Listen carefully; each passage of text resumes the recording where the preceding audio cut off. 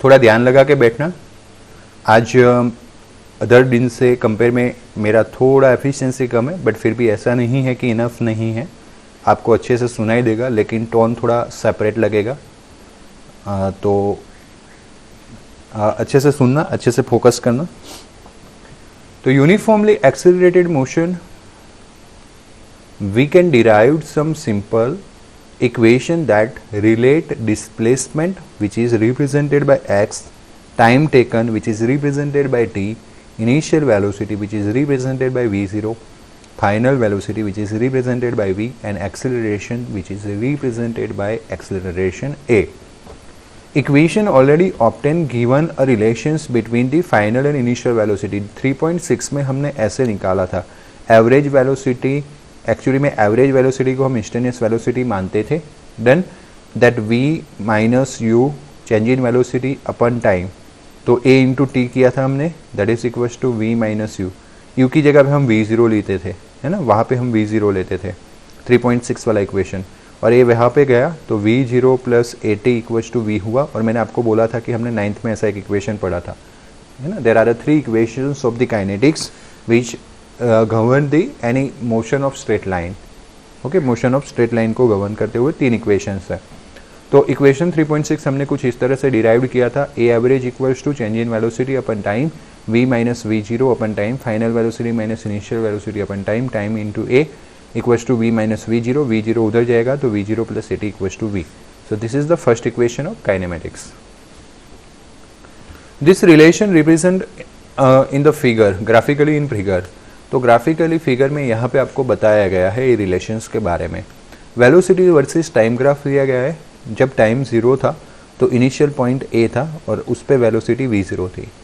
T time के दौरान धीरे धीरे धीरे कॉन्स्टेंटली वेलोसिटी में इंक्रीज होता गया, और कुछ टी टाइम जिस पॉइंट को रिप्रेजेंट करा है बी पॉइंट, उस वक्त जो फाइनल वेलोसिटी है that final velocity is v, है ना। इन लोगों ने दो एक साथ में लिख लिया है, वैसे ये बता रहा है कि वेलोसिटी का एक ग्राफ है। देन आप यहाँ पे नहीं ड्रॉ करना चाहते इसको, तो आप यहाँ पे ऐसे ड्रॉ कर सकते हो, और ये फाइनल वेलोसिटी का वैल्यू है v। कितने लोगों को ग्राफ समझ में आया? अगर a कांस्टेंट होता है तो a कांस्टेंट होता है तो ग्राफ ऐसे स्ट्रेट लाइन होता है। वेलोसिटी इंक्रीज हो रहा है इसलिए अपवर्ड डायरेक्शन, वेलोसिटी डिक्रीज होता तो डाउनवर्ड डायरेक्शन, ऐसे हम कल बात कर चुके हैं। नाउ हम ये भी बात कर चुके हैं कि area under, last topic of the yesterday's lecture हम ये भी बात कर चुके हैं कि area covered under the graph represents the displacement of the object. Object का डिस्प्लेसमेंट रिप्रेजेंट करता है जो एरिया ग्राफ के अंडर में होता है।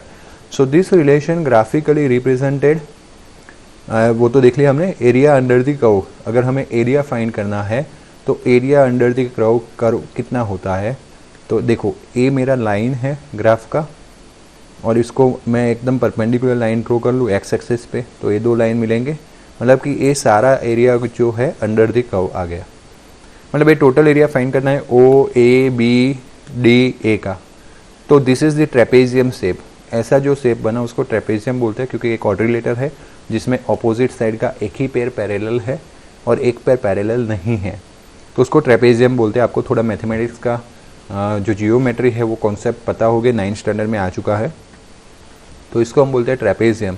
अभी जो ट्रेपेजियम है उसको मुझे एरिया फाइंड करना है। वैसे डायरेक्ट फॉर्मूला भी है, लेकिन अगर हम इसको डिवाइड कर दे दो में, तो एक हो जाएगा ट्राइंगल का एरिया और दूसरा हो जाएगा रेक्टेंगल का एरिया।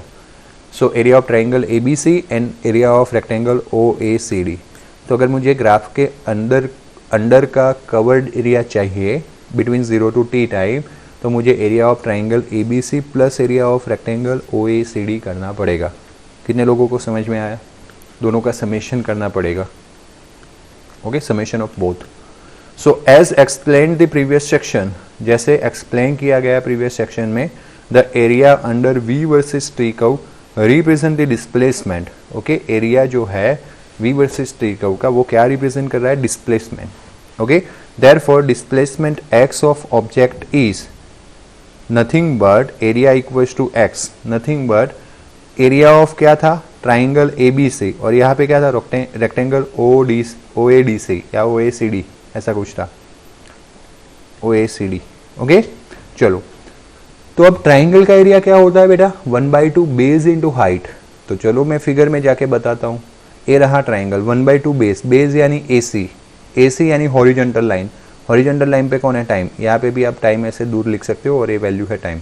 हॉरिजॉन्टल लाइन क्या है, टाइम, तो टाइम मिलेगा आपको AC, तो A का पॉइंट है 0 पे और C पॉइंट है T टाइम पे, तो the distance between A and C is nothing but T, क्या आएगा T, AC equals to T। And 1/2 base into height, height कितना है ट्राइंगल का, BC, BC यानी कि वर्टिकल एक्सिस, वर्टिकल एक्सिस पे कौन होता है, वेलोसिटी, B रिप्रेजेंट कर रहा है V, C रिप्रेजेंट कर रहा है V0, what is the height, BC equals to V minus V0, so that is the height, base या एल्टीट्यूड, बेस नहीं एल्टीट्यूड बोल सकते हो, हाइट बोल सकते हो।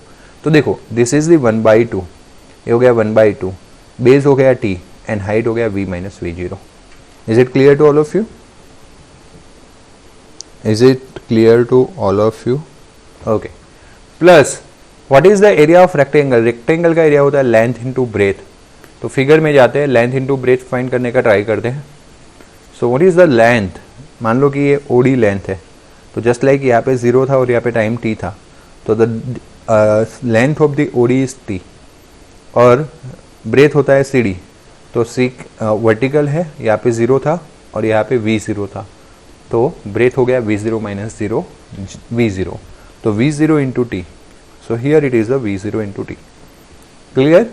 So this is the thing, V0 into T. Now but as you know that V minus V0 equals to AT, V equals to V0 plus AT, पहला formula आपने किया, ओके, तो from that V minus V0 equals to क्या हो जाएगा, AT हो जाएगा, V0 को उधर ले आए तो वो V minus V0 की जगह पे AT पुट करते हैं, तो अगर मैं यहाँ पे AT पुट करूँगा तो AT इंटू T हो जाएगा AT स्क्वायर, तो x का एक फॉर्मूला मिला मुझे 1/2 AT स्क्वायर प्लस V0T, मैं टर्म्स को रीअरेंज कर लूँ तो मिल जाएगा x equals to V02 plus 1/2 AT square, number 2 है ना। एक तो ये इक्वेशन था ही V equals to V0 plus AT, उसके साथ नंबर 2 मिला x equals to V0T plus 1/2 AT square, number 2।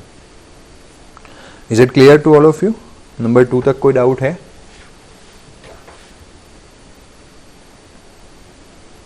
Okay good. Now बेटा अब थर्ड पे जाते हैं, थर्ड पे जाते हैं ना, तो क्या होता है, average velocity equals to displacement upon time होता है, तो भाई time distance equals to average velocity into time भी हो सकता है ना। अब एवरेज वेलोसिटी जैसे अगर आपको पूछा जाए कि भाई 10 और 20 का एवरेज क्या होगा, तो 10 + 20 डिवाइड बाई 2, आप 15 करते हो ना। लाइकवाइज इनिशियल वेलोसिटी है V0 और फाइनल वेलोसिटी है V, इनका एवरेज क्या होगा, तो दोनों का समेशन डिवाइड बाई 2, तो x equals to average velocity into time, as average velocity equals to x upon time, x equals to average velocity into time, and for average velocity there is a v plus v0 by 2. Okay, now another thing, v equals to v0 plus at, this is the first formula, तो वहाँ से आएगा v minus v0 equals to at, वहाँ से आएगा v minus v0 upon a equals to t, t की जगह पे a वाला फॉर्मूला आएगा। तो यहाँ पे जो फॉर्मूला था v plus v0 by 2 into t की जगह पे a वाला वैल्यू रख लेते हैं, v minus v0 by a, that is equals to x। अभी 2a डिनोमिनेटर में 2 इंटू ए उधर चला जाएगा, तो 2ax, और यहाँ पे v प्लस v0 है और v माइनस v0 है, a plus b, a minus b, a square minus b square, यानी कि v square minus v0 square. कितने लोगों को समझ में आया? कांस्टेंट एक्सेलरेशन ओनली, ये जो चीज़ है ना एवरेज वेलोसिटी, वो तब आ सकता है जब कांस्टेंट एक्सेलरेशन हो, अदरवाइज नहीं आएगा। सो this is the third formula, ये हो गया थर्ड फॉर्मूला, मैंने किया है वो डेरिवेशन नीचे होगा। So this equation mean that the object has undergo displacement x with the average velocity equals to arithmetic average of initial and final velocity. इसका मतलब ऐसा है कि average velocity is nothing but arithmetic mean, arithmetic mean मतलब कि दोनों का summation divide by 2, number of observation, या तो summation of observation divide by number of observation. From t equals to v minus v0 by a, यहाँ पे ये जो इक्वेशंस है उसमें टाइम मिलेगा v minus v0 by a, तो अगर time v minus v0 by a होता है तो यहाँ पे पुट करते हैं v0 v बार इंटू टी, और उसमें v बार का वैल्यू रखते हैं और t का वैल्यू रखते हैं। v बार का वैल्यू है v प्लस v0 बाई 2 और t का वैल्यू रखते हैं v minus v0 by a, अभी रखा था वैसे, तो ये हो जाएगा 2a, a plus b, a minus b, v square minus v0 square, अभी मैंने ऑलरेडी करवा दिया। ये 2 आ जाएगा मल्टीप्लिकेशन में, तो आपको मिलेगा 2ax equals to v square minus v0 square. अगर आपको वी स्क्वायर चाहिए तो वी जीरो स्क्वायर को इधर ले लो, तो v square equals to v zero square plus 2ax। So उस तरह से थर्ड इक्वेशन फॉर्म हुआ। ये डेरिवेशन वाला थ्योरी थोड़ा इंपॉर्टेंट है, अच्छे से समझ के कर लेना, है ना, अच्छे से समझ के कर लेना। डेरिवेशन वाला ये जो थ्योरी है वो इंपॉर्टेंट है, आपको पूछा जा सकता है। सो this equation can be also obtain the substituting value of t from the equation into equation 3.8। अब 3.6 क्या है, v equals to v zero plus a t, okay, और x equals to v zero t plus 1/2 a t square, ऐसा एक formula था ना, है या ना, दैट इज द 3.8। अगर आप इसमें से t का वैल्यू जो अभी निकाला था v minus v zero by a, उसको यहाँ पे रख दो ना, तो भी आपको another formula 2ax equals to v square minus v zero square मिलेगा, ऐसा बोलना है इनका। हमने क्या किया, हमने किया v equals to v zero plus a t में से t का वैल्यू निकाला और उसको पुट किया x equals to v bar into t में। बट आप इसमें से t का वैल्यू निकाल के जो सेकंड इक्वेशन था उस पर रख दोगे तो आपको थर्ड इक्वेशन मिल जाएगा। बट इसका डेरिवेशन थोड़ा लंबा होगा, उसका रीज़न है कि यहाँ पे t का स्क्वायर है और आपको इस टर्म का स्क्वायर करना पड़ेगा, तो it will take time, it will the derivation is become long and that's why हम यहाँ पे ऐसा नहीं कर रहे हैं, बट आपको गाइड किया गया है। बट फिर भी हमने 3 इंपॉर्टेंट रिजल्ट्स निकाल दिए जिसके ऊपर आपका पूरा न्यूमेरिकल है, that is v equals to v zero plus a t, x equals to v zero t plus 1/2 a t square, v equals to v zero square plus 2ax। Correcting 5 quantities that v0 initial velocity, v final velocity, a acceleration, t time and x is the displacement, ऐसे 5 quantity को एक दूसरे के साथ connect कर रहे हैं। This are the kinematic equations, इस इक्वेशंस को हम बोलते हैं kinematic equation of which one, rectilinear motion for a constant acceleration. The set of equations were obtained by assuming that t equals to 0 time position of the particle at a 0 position। हमने ये जो 3 set equations के लिए वो आपको बता रहे हैं कि आपका इनिशियल टाइम पे पोजीशन ओरिजिन पे था या 0 पे था। We can obtain more general equation if we take position of the coordinate at the t equals to 0 as a non-zero। अगर initial time t equals to 0 यानी इनिशियल टाइम पे अगर हमारा पोजीशन 0 पे ना हो तो ये जो x था वो डिस्प्लेसमेंट रिप्रेजेंट कर रहा था। उस केस में जहाँ जहाँ पे भी ऊपर के 3 फॉर्मूला में x आए, एक्चुअली में 2 में ही आया है, वहाँ पे आपको x की जगह पे x माइनस एक्स जीरो रखना पड़ेगा, final position minus initial position. अभी जब हमने x लिखा है इसका मतलब ऐसा है कि हमने x माइनस जीरो किया है, फाइनल पोजीशन x रखा है, इनिशियल पोजीशन 0 रखा है। अगर अदर देन कोई 0 इनिशियल पोजीशन हो तो हम उसका x 0 रख के वैल्यू पुट कर सकते हैं। And that's why we have to replace the equation in above equation x2 x minus x zero.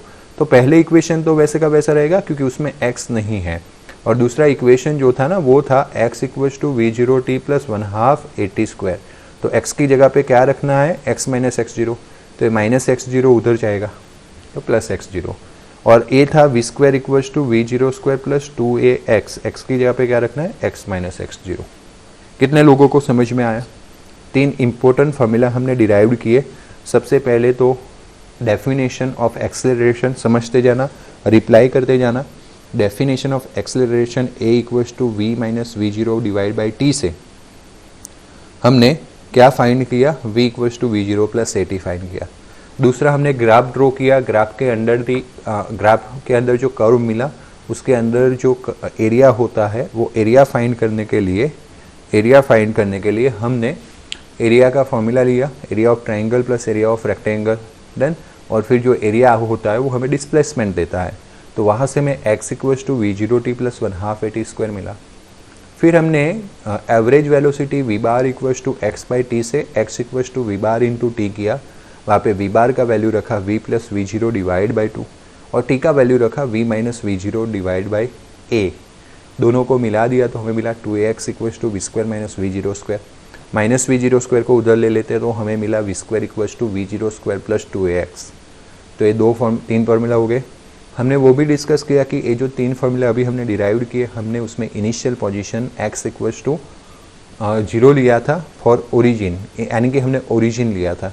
But अगर हमारा मान लो कि नॉन जीरो कोई इनिशियल पोजीशन है अदर देन ओरिजिन है, तो फार्मूला जहाँ जहाँ पे भी 3 फार्मूला आपने देखे वहाँ पे x की जगह पे x minus x zero put करो तो you will get this set of equations. Okay, उसमें पहले इक्वेशंस में कोई कोई फर्क नहीं पड़ेगा।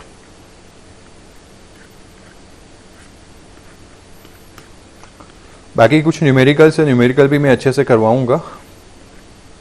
एक पूरा ए थ्योरी खत्म होने के बाद सेशन लेने वाला हूं।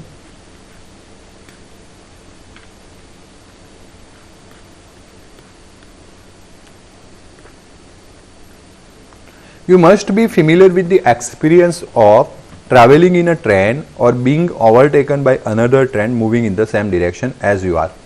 आप अगर ट्रेन में बैठे हो और एक ट्रेन ने दूसरे ट्रेन को ओवरटेक किया हो, ऐसे एक्सपीरियंस आपने किए होंगे। Done.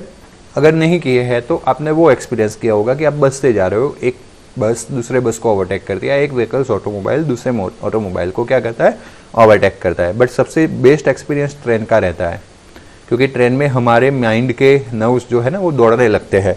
Done, if you have done so समझना। So while train must be are travelling faster than you be able to pass you. While that train must be travelling faster than you be able to pass you, it does seem slower to you then it would be it will be to a someone standing on the ground and watching the both train. समझते जाना क्या बोल रहा है कि जब एक train आप बैठे हो, उस ट्रेन को दूसरी ट्रेन पास कर रही है। While the train must be travelling faster than you, जिसमें आप बैठे हो उससे ज़्यादा फास्ट होनी चाहिए, नहीं तो फिर वो ओवरटेक कैसे कर पाएगी। It able to pass you, then it will able to pass you. It does seem slower to you, वो आपको स्लोअर दिखेगा। Then it would be to someone standing on the ground and watching both the trains.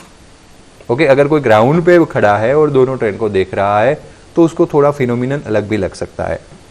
In case both the trains have the same velocity with respect to the ground, then to you the other train would be seems not moving at all. देखो, अगर दो पटरी पे दो train है, दो पटरी पे बाजू बाजू में दो ट्रेन है, आपका एक फ्रेंड इस विंडो में बैठा हुआ है और आप एक दूसरे सामने वाले विंडो में बैठे हुए हैं, बराबर। आप दोनों की बात भी हो रही है, मानो कि नॉइज नहीं हो रहा है, नॉइजलेस ट्रेन है। अगर वो दोनों सेम स्पीड से जा रहे हैं, सेम स्पीड से जा रहे हैं, सेम स्पीड से जा रहे हैं, सेम स्पीड से जा रहे हैं, तो आप दोनों एक दूसरे से अच्छे से बातें कर पाओगे। मतलब कि आपको ऐसा लगेगा कि दोनों ट्रेन नॉट एट मूव, मतलब कि जा तो रहे, लेकिन किसको पता चलेगा जा रहे हैं, प्लेटफॉर्म के कोई बंदा खड़ा है तो। बाकी आपको तो अपना फ्रेंड वही सेम डायरेक्शन में दिखेगा जिस डायरेक्शन में आप हो, क्योंकि दोनों ट्रेन का वेलोसिटी क्या है, सेम है। Okay, so to understand such a observation we have introduced the concept of relative velocity, है ना। अगर हमें ऐसे कुछ देखना है कॉन्सेप्ट को, तो हमें रिलेटिव वेलोसिटी के कॉन्सेप्ट को समझना पड़ेगा। Let me clear that illustration of train. Train में अगर सेम डायरेक्शन की बात करते हैं तो आपकी जो ट्रेन है उससे फास्ट ट्रेन होनी चाहिए, दूसरी ट्रेन। बट अगर बेटा ट्रेन में ज़्यादातर आपने देखा हो तो आप ऐसे विंडो में बैठे हो और सामने से कोई ट्रेन आ रही है तो आप जाग जाते हो। आपको ऐसा लगता है यार ये ट्रेन कितना फास्ट जा रहा है, मेरा ट्रेन कितना स्लो जा रहा है। बट रियलिटी में अगर कोई प्लेटफॉर्म पे बंदा खड़ा है तो उसको वो ट्रेन स्लो दिख सकती है और आपकी ट्रेन फास्ट दिख सकती है। बट आप अंदर बैठे हो, ऑपोजिट डायरेक्शन की बात कर रहे हैं। हाँ, आप ऐसे आगे जा रहे हो और कोई ट्रेन आपको ऑपोजिट डायरेक्शन से क्रॉस कर रही है, तो आपको ऐसा लगेगा कि सामने वाली ट्रेन फास्ट है। आपको अपनी ट्रेन फास्ट कभी भी नहीं लगेगी, बल्कि सामने वाली ट्रेन में भी स्लो हो सकती है आपकी ट्रेन से। और उस ट्रेन में अगर कोई बंदा बैठा है उसको हमारी ट्रेन फास्ट लगेगी, जब दोनों ट्रेन कौन सी डायरेक्शन में मूव कर रहे हैं, ऑपोजिट डायरेक्शन में। ट्रेन का एग्जांपल ज्यादा फीलिंग क्यों लाता है माइंड में, क्योंकि ट्रेन जो होता है वो बहुत लंबा स्ट्रक्चर है ना, सर्वल किलोमीटर्स, तो वो लंबा टाइम तक वो चलता है। कार एकदम पास से हो जाते हैं, बाइक्स एकदम से पास हो जाते हैं, उतना ज्यादा इफेक्ट माइंड में नहीं छोड़ते हैं। तो यहाँ पे हमें ऐसे ऑब्जर्वेशंस को समझना है तो रिलेटिव वेलोसिटी को समझना पड़ेगा। Consider two objects A and B moving uniformly with the average speed v and we B in a one dimension, say along the x-axis, unless otherwise specified, एक मिनट देना, okay sorry. मान लो कि a object का speed va है and b object का speed vb है along the x-axis, unless otherwise specified the velocity mentioned in this chapter are measured with reference to ground। जब तक ऐसा ना बोला जाए कि इसके रिस्पेक्ट में वेलोसिटी है, मानो कि इसके रिस्पेक्ट में वेलोसिटी है, तभी समझना है कि दूसरे के रिस्पेक्ट में है, बाकी तो ग्राउंड के रिस्पेक्ट में है। सिर्फ वेलोसिटी बोला गया है मतलब कि ग्राउंड के रिस्पेक्ट में वेलोसिटी है। Suppose x A of 0 and x B of 0 are the position of object of A and B respectively at t equals to 0 time. Their position is x A of t and x B of t. इसको पढ़ा जाता है as a function, ये function बोला जाता है, t का function, t का फंक्शन। तो x A of t, x B of t, x मतलब डिस्प्लेसमेंट, ए मतलब कि ए का, एक्स मतलब डिस्प्लेसमेंट और बी मतलब बी का। तो अभी हमने क्या पढ़ा था, अभी हमने पढ़ा था कि x equals to x zero plus v zero t plus 1/2 AT square, ऐसा एक फॉर्मूला पढ़ा था if you remember. But constant velocity है तो acceleration remain zero, constant velocity के लिए एक्सेलरेशन रिमेन जीरो, यानी कि इतना बचा, x equals to x zero plus v zero t बचा। तो x zero A, x zero मतलब a के लिए करना हो तो x ए, इसी फॉर्मूला में x A of t, x A of 0 plus v A T, और b के लिए करना हो तो एक ही जगह पे क्या आ जाएगा b। तो दो फॉर्मूला आपको मिल गए किसके, डिस्प्लेसमेंट के t टाइम के बाद। Then the displacement from the object a to object b is given by, अगर ऑब्जेक्ट a से लेके ऑब्जेक्ट b का कितना डिस्प्लेसमेंट है वो देखना है तो b के पोजीशन को, b के पोजीशन में से a के पोजीशन को क्या करना है, कट करना है। t टाइम के बाद a ऑब्जेक्ट इस पोजीशन पे, t टाइम के बाद b ऑब्जेक्ट इस पोजीशन पे है। हमें पता लगाना है कि भाई ये दोनों के बीच का डिस्टेंस कितना है, तो हमें दोनों के पोजीशन का क्या करना पड़ेगा, सब्सट्रैक्शन।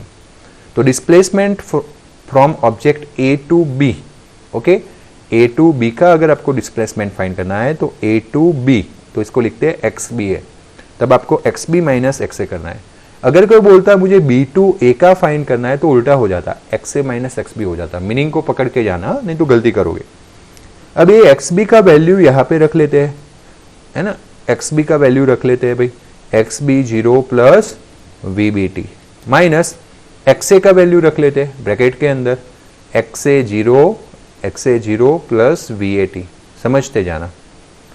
अब मैं क्या करूंगा, जब ये ब्रैकेट रिमूव कर लूंगा, ये ब्रैकेट रिमूव कर लूंगा तो ये प्लस जो था वो माइनस हो जाएगा, और ये एक्स बी 0 माइनस एक्स ए 0 कर लेता हूँ सामने साथ, और v B t minus v ए टी, है ना, v B t minus v ए टी, तो क्या हो जाएगा, वी बी माइनस वी ए टी। कितने लोगों को ये फॉर्मूला समझ में आया?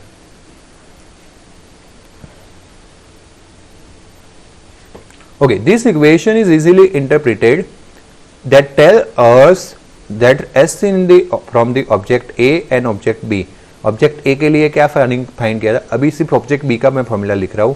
अगर आपको पता हो तो हमने ऐसा कुछ लिखा था, ऐसा कुछ लिखा था ना, यस और नो। देन तो ये ऑब्जेक्ट B का पोजीशन था, ऑब्जेक्ट A का पोजीशन था, और ये ऑब्जेक्ट B का वेलोसिटी था। लाइकवाइज A के लिए भी हमने देखा था। तो यहाँ पे आपको एक्स बी ए मिला, मतलब t टाइम पे b एंड a के बीच का डिस्प्लेसमेंट, वो यहाँ पे एक्स बी जीरो जैसा यहाँ पे क्या दे रहा है, x b zero minus x a zero, मतलब इनिशियली दोनों के बीच का डिस्प्लेसमेंट क्या था, t टाइम पे डिस्प्लेसमेंट यानी इनिशियल पे डिस्प्लेसमेंट, और वेलोसिटी इनटू टाइम, यहाँ पे क्या था, यही final position, initial position, velocity into time. यहाँ पे किसी एक ऑब्जेक्ट का था तो वीबी, बट यहाँ पे दो ऑब्जेक्ट का रिलेटिव डिस्प्लेसमेंट है, टी टाइम 0 टाइम पे रिलेटिव डिस्प्लेसमेंट है टी टाइम पे, तो ये जो वेलोसिटी है वो होगा रिलेटिव वेलोसिटी। तो velocity v B minus v A because displacement from A to B change steadily by the amount of v B minus v A in each unit of time, है ना, टाइम के साथ मल्टीप्लाई किया गया है, तो ईच यूनिट टाइम में कितना चेंज होता जाएगा, वीबी माइनस वी ए जितना। We say that velocity of object b relative to the a, समझना, velocity of object b relative to a that is nothing but v B minus v a. अगर आपको कोई पूछ ले उल्टा velocity of object A relative to the b, तो आपको करना है वी ए minus v b. Okay, b का फाइंड करना है तो बी में से ए कट करेंगे, ए का वेलोसिटी फाइंड करना है विथ रिस्पेक्ट टू बी, तो ए में से बी कट करेंगे। कितने लोगों को कॉन्सेप्ट समझ में आया रिलेटिव वेलोसिटी का? देखो नीचे लिया ही है, object A relative to the object B, good, v A minus v B. अब मान लो कि कुछ स्पेशल केसेस अगर हम देखें तो ये दो ग्राफ है, और ये दोनों ग्राफ एक्स वर्सेस टी है, दोनों एक दूसरे को स्ट्रेट लाइन है, मतलब पैरेलल लाइन है, दोनों स्ट्रेट लाइन है, पैरेलल लाइन है। पहले तो स्ट्रेट लाइन यानी वी कांस्टेंट, वी क्या हो गया, कांस्टेंट, और एक दूसरे को पैरेलल है, मतलब कि VB इक्वल्स टू क्या है VA, VB इक्वल्स टू क्या है VA।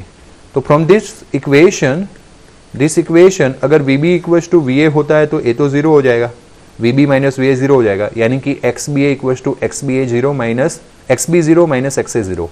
इनिशियल जो डिफरेंस रहेगा पोजीशन में वही फाइनल डिफरेंस रहेगा। उस पे जाओ, उसको एक्सप्लेन करूँ उससे पहले आप यहाँ पे देख सकते हो कि अगर मैं इसमें से माइनस कॉमन निकालूँ तो VB माइनस VA हो जाएगा, और इसको माइनस रखूँ और ये VB माइनस VA की जगह पे क्या पुट करूँ VBA, मतलब कि VAB एंड VBA में सिर्फ और सिर्फ किसका फर्क है, माइनस का, यानी कि मैग्नीट्यूड वाइज सेम है, मैग्नीट्यूड वाइज सेम है, लेकिन माइनस बता रहा है डायरेक्शन ऑपोजिट है। जैसे कि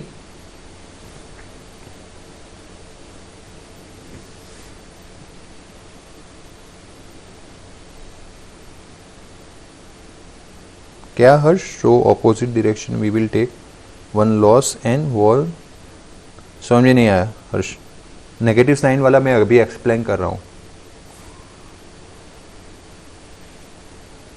ओके, सो इसका मतलब क्या है, मैंने अभी बताया जैसे VBA equals to minus VAB, मतलब कि B का A के रिस्पेक्ट में वेलोसिटी, A का B के रिस्पेक्ट में वेलोसिटी मैग्नीट्यूड वाइज सेम है, लेकिन माइनस सजेस्टिंग ऑपोजिट डायरेक्शन, शायद उसने पहले पूछ लिया।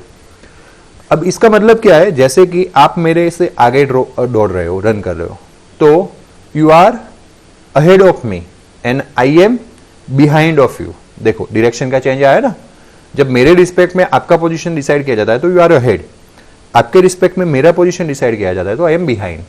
तो उस डायरेक्शन को डिफरेंशिएट करने के लिए पॉजिटिव नेगेटिव साइन रहेगा। अब अलग अलग केसेस देखते हैं। जब VB इक्वल्स टू VA होता है तो VB माइनस VA क्या हो गया, zero. According to that formula XB at a t time minus XA at a t time equals to XB at a zero time minus XA at a zero time. और वो जो VB minus VA into t वाला था वो तो zero हो गया, क्योंकि VB और VA क्या है, सेम है। देयरफॉर द टू ऑब्जेक्ट्स से constant distance XB of zero minus XA of zero. मान लो कि हमारे बीच, आप आगे हो मैं पीछे हूं, हमारे बीच का जो डिस्टेंस है वो 1 किलोमीटर। हम दोनों सेम स्पीड से भाग रहे हैं, स्ट्रेट लाइन पे, कहीं मुड़ना नहीं है, स्ट्रेट लाइन पे भाग रहे हैं, और दोनों का स्पीड सेम है। मतलब कि आप चाहे जितना भी टाइम दे दो, हमारे बीच का जो डिस्टेंस है वो 1 किलोमीटर ही रहने वाला है, वो जो इनिशियल था। क्योंकि हमारे दोनों का स्पीड सेम है, इसलिए रिलेटिव स्पीड जो है वो क्या हो गया, जीरो हो गया।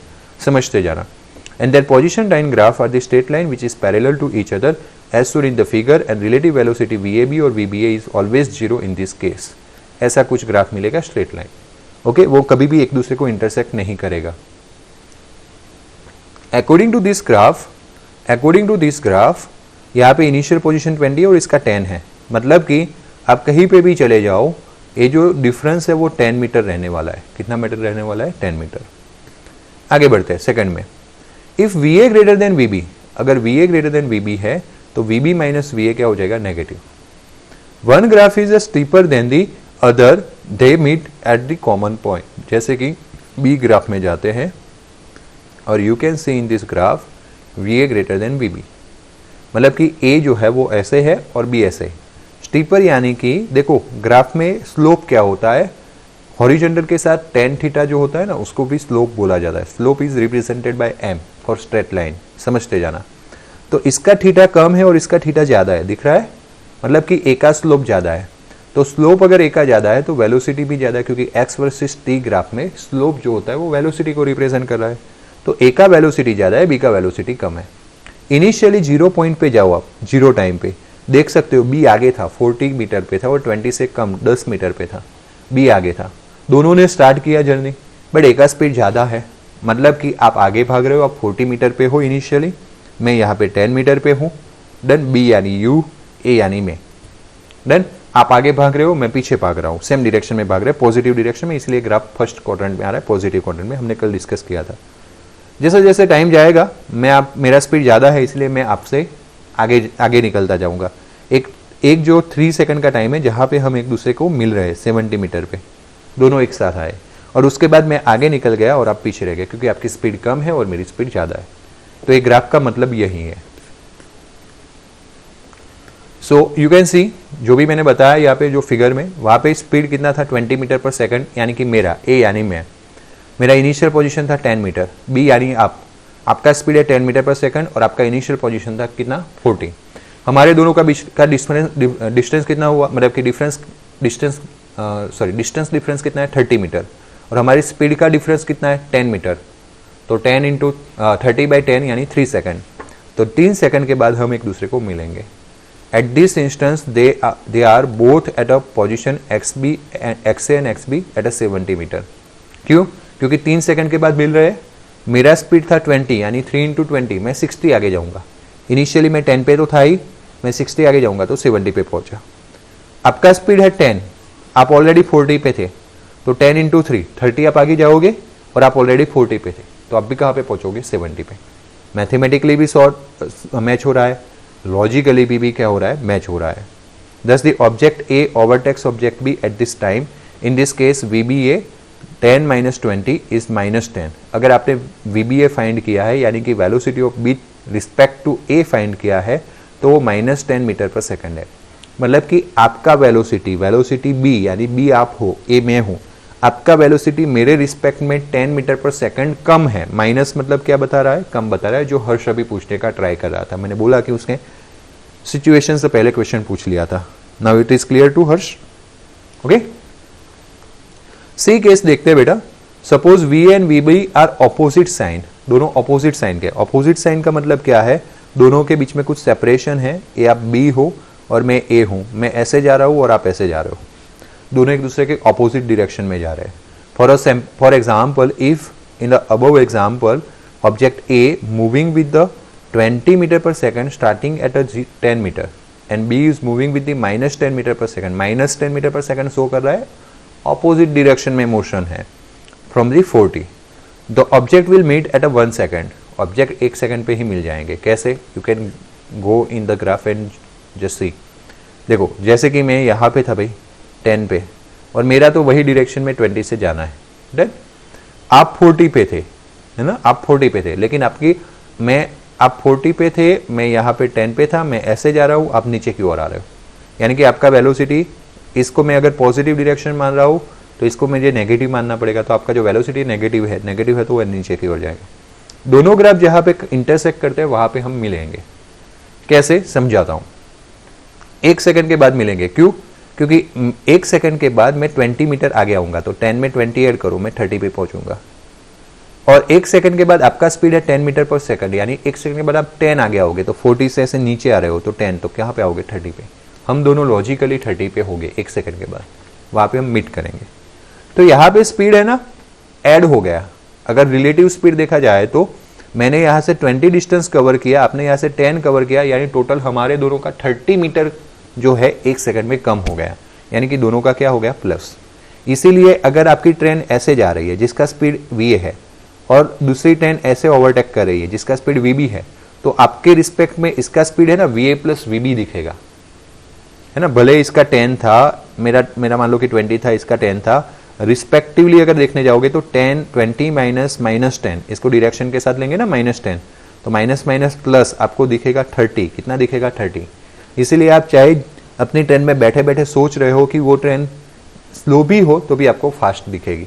तो ट्रेन वाला लॉजिक क्लियर हो गया, लॉजिक मैथमेटिकली, यस और नो?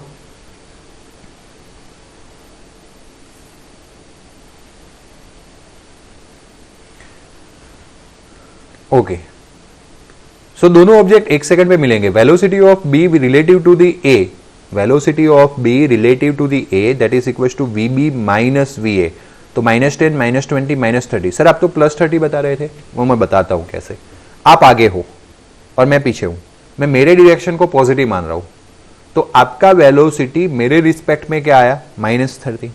मतलब कि वेलोसिटी का जो मैग्नीट्यूड है वो 30 मीटर पर सेकंड है, लेकिन मेरे से ऑपोजिट डायरेक्शन में, क्योंकि मैं जिस डायरेक्शन में भाग रहा हूं उससे आप ऑपोजिट डायरेक्शन में भाग रहे हो, इसलिए नेगेटिव आया।